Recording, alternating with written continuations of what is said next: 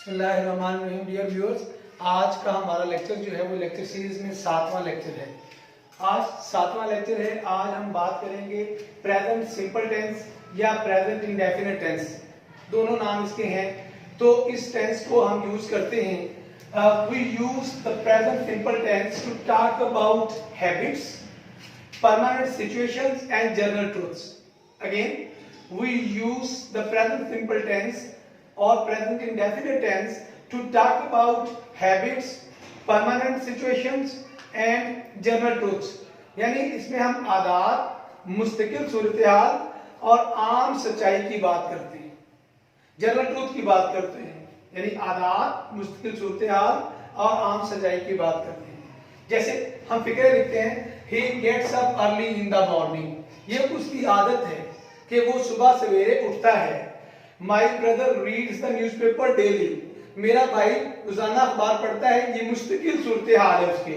The sun sets in the west, सूरज जो है वो मगरब में गुरूब होता है। यानी तीनों सूरत हाल को हमने देखा। पहले में आदत पाई जाती है, दूसरे में मुस्तकिल सूरत हाल पाई जाती है और तीसरे में जो है वो सच्चाई पाई जाती है। तो अब मैं बात करता हूं इसकी उर्दू पहचान की कि उर्दू में फिक्रे की क्या पहचान है। ये आदत के फिक्रे होते हैं। ये ऐसी पहचान है कि ऐसे फिक्रों के आखिर में आमतौर पर ता है, आमतौर पर ता है, ती है, ते है और ता हूं वगैरह आता है। यानी वो जाता है, वो घर जाती है, हम बाजार जाते हैं, मैं खाना खाता हूं, सूरज मशरक से निकलता है, चांद आसमान पर चमकता है, हम सब रोजाना स्कूल जाते हैं। यानी इन फिक्रों में जो ये निशानियां बनाई गई हैं, निशानियां पेश की गई हैं, वो जाते हैं, ता हूं वगैरह, ये सारी की सारी निशानियां ये बताती है हमें प्रेजेंट सिंपल टेंस यानी फेल, हाल, मुतलक के बारे में। इसे फेल, हाल और मुतलक कहते हैं जिस पे इतलाक हो किस चीज का।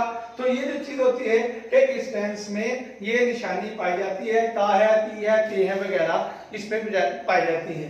अब मैं आपको इसके फिक्रे करके मिसाल से इसके फिक्रे करके बता मैं बता रहा हूँ इसके करने का तरीका क्या है, यानी इसे उर्दू से अंग्रेजी ट्रांसलेट करने का तरीका क्या है। तो इसे करने का तरीका बड़ा सादा सा और बड़ा खूबसूरत सा है। मैंने इसको प्लस के फार्मूले से दिया है सारा। तो इसमें सबसे पहले क्या है कि हमने इस फिक्रे को, सादा फिक्रे को सबसे पहले सब्जेक्ट लेना है। सब्जेक्ट के बाद हमने वर्ब की पहली फॉर्म लेनी है और इसके बाद जो है ऑब्जेक्ट आना है। लेकिन वर्ब की पहली फॉर्म में एस ई एस या आई ई एस का इजाफा करें। एस ई एस या आई ई एस का इजाफा कब करना है? जब सब्जेक्ट ही हो, शी हो, इट हो या वाहिद हो लेकिन आई ना हो, सिंगुलर हो लेकिन आई ना हो, आई सिंगुलर लेकिन उसके साथ इजाफा नहीं होगा, आई सिंगुलर है लेकिन उसके साथ इजाफा नहीं होगा। तो कब? यानी वर्ब में एस ई एस या आई ई एस का इजाफा होता है। कब? जब सब्जेक्ट ही, शी, इट या कोई वाहिद नाम हो, जैसे असलम है, खालिद है, तो उस वाहिद नाम के साथ वर्ब में एस या ई एस का इजाफा या आई ई एस का इजाफा भी होता है। वो कैसे होता है? जरा मैं इसको यहाँ पे ले आता हूँ नीचे की तरफ। अब ये देखिए कि ऐसे वर्ब जिनके आखिर में एक्स, एस, एस एच या डबल एस आए, तो इनमें हम किस चीज का इजाफा करेंगे? ऐसे वर्ब के इसमें हम जो है ई एस का इजाफा करेंगे। हम वर्ब में क्या इजाफा करेंगे? ई एस का इजाफा। ऐसे वर्ब जो जिनके आखिरी वर्ड जो है, आखिरी हर्फ जो है वो एक्स हो या एस हो या एस एच हो या डबल एस हो, तो ऐसे वर्ब्स के जब हम मतलब इजाफा करेंगे तो ई एस का इजाफा करेंगे। और इसके साथ जो है जिन अल्फाज के आखिर में वाई आए और वाई से पहले कॉन्सोनेंट हो, वाउल ना हो, वाई से पहले जो है कॉन्सोनेंट हो, वाउल ना हो, तो उस बजाय उसमें इजाफा करने के लिए हम वाई को हटा देंगे। जैसे फ्लाई, फ्लाई एक लफ्ज है एफ एल वाई, तो अब फ्लाई की जगह हम वाई को हटाकर यानी वाई को खत्म करेंगे, रिमूव कर देंगे, आई ई एस लग जाएगा फ्लाइज। तो इस तरह जो है यानी ये होगा, तो ये इजाफा इस तरह होगा। बाकी यानी इसमें सब्जेक्ट के वर्ब की पहली फॉर्म आएगी किसमें, जब सब्जेक्ट हो दे, वी, यू और आई, और जमा के साथ जो है वर्ब की पहली फॉर्म आएगी, इसमें कोई इजाफा नहीं होगा। ही, शी, इट और वाहिद के साथ जो है वर्ब में इजाफा होगा एस, ईएस और आईएस का। मैंने नीचे बता दिया कि कहां एस लगेगा यानी ईएस लगेगा और कहां आईईएस लगेगा, और बकिया जितने वर्ब्स होंगे उनके साथ सिर्फ एस लगेगा। तो अब मैं बात करता हूं मनफी जुमलों की। जो मैं मनफी जुमलों की बात करता हूं, ये सादा फिक्रे के साथ साथ जो है मैं अब जो नेगेटिव सेंटेंसेस हैं उनमें मैं बताता हूं कि क्या लगेगा। अब नेगेटिव सेंटेंसेस में ये होगा कि नेगेटिव सेंटेंस सबसे पहले सब्जेक्ट आएगा।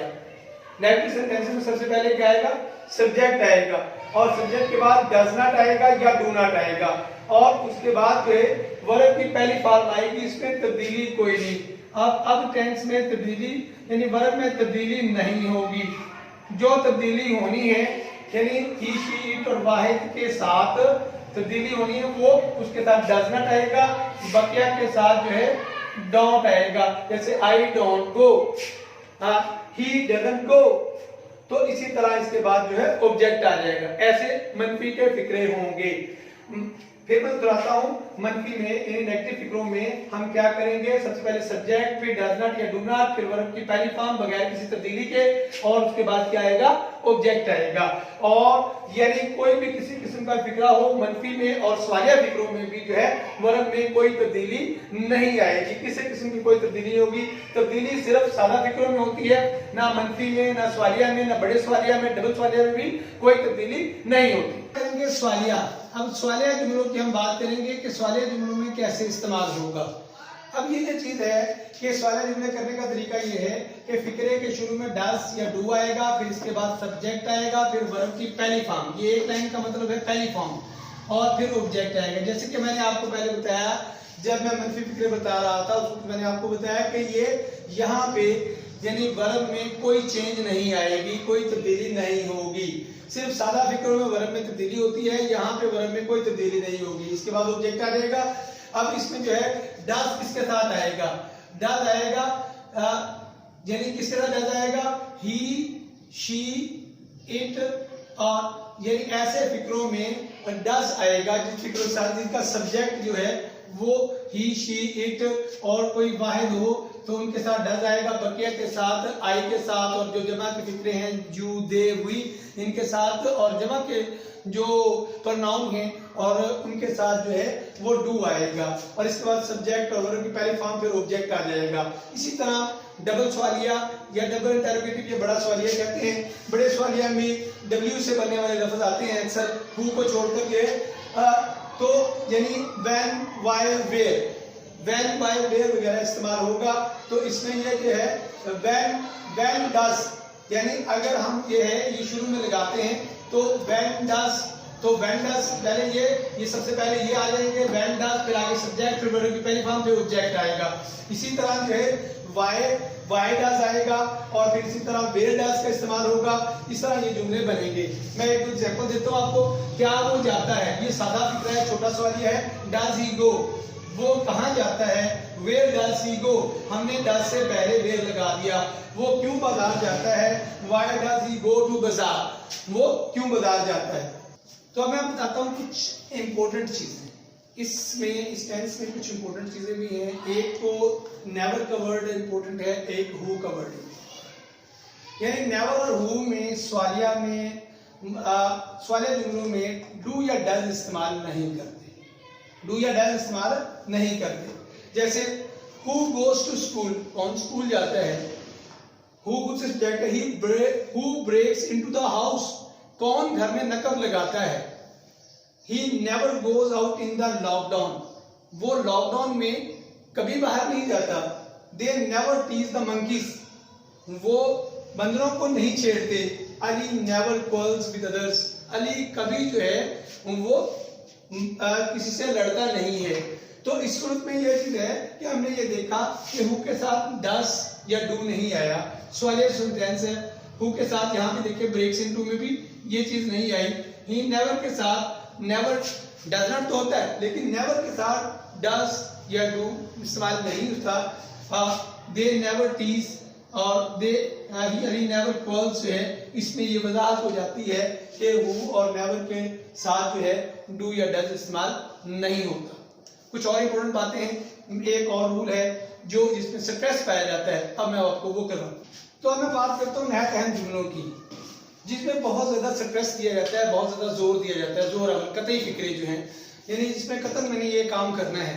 तो ऐसे फिक्रे जो हैं आमतौर पर स्टूडेंट्स ऐसे फिक्रों को बिल्कुल नहीं पहचानते या ऐसे जुमले हल करने में वो कोई और लफ्ज का इस्तेमाल कर जाते हैं। हालांकि ये जुमले बड़े इजी अंदाज में हो जाते हैं। जैसे वो जरूर जाता है, एक वो सिर्फ जाता है, यहाँ पे है वो जरूर जाता है। ही डज गो, इस पर डज जो है वो स्ट्रेस के लिए आया है। वो जरूर जाता है, ही डज गो। और वो जरूर खत लिखता है, he does write a letter. हम जरूर बाजार जाते हैं, हम जरूर बाजार जाते हैं।